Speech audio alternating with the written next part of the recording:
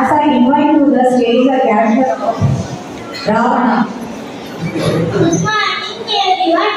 I am class 2nd standard A2.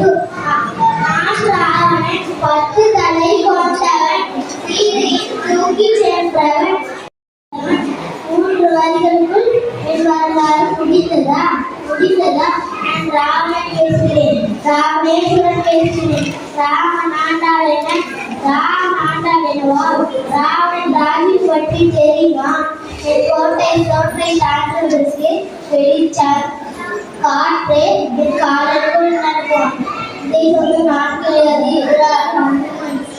இசையும் பாடலையும் இங்கே கேட்டு பழகிய காது மக்களுடைய காது. ஒரு நாள் அழுகையும் புலப்படும் அவருக்கு என்னவென்றே தெரியவில்லை. ஒரு நாள் தெரிய வந்தது. அண்ணா என் ரத்தம் சட்ட சூழ்நிலை ஓடி வந்து காடி விழுந்து அந்த நாள் அவர்களுக்கு அழுகை தெரிந்தது. நாச்சியம் தெரியும். கைலாயத்தை தூக்கி பார்த்து போனேன்.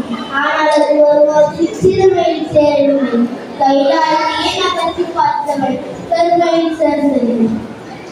சீதை தீர்க்கும் போது நிரூபிக்கப்பட்டது சீதையின் கற்பம் மட்டும் இல்லை, ராவணனின் கற்பம் கூட. ஒட்டுமொத்த காப்பியம் ராமனை நகரனாக பார்த்தது. அப்படிப்பட்ட ராமன் வேதம் உள்ளவரை இந்த உலகத்தில் பேசப்படுவான் என்றால் எதிர்த்து பேசி சென்று போனது ராவணன் பேசுகிறோம். நன்றி.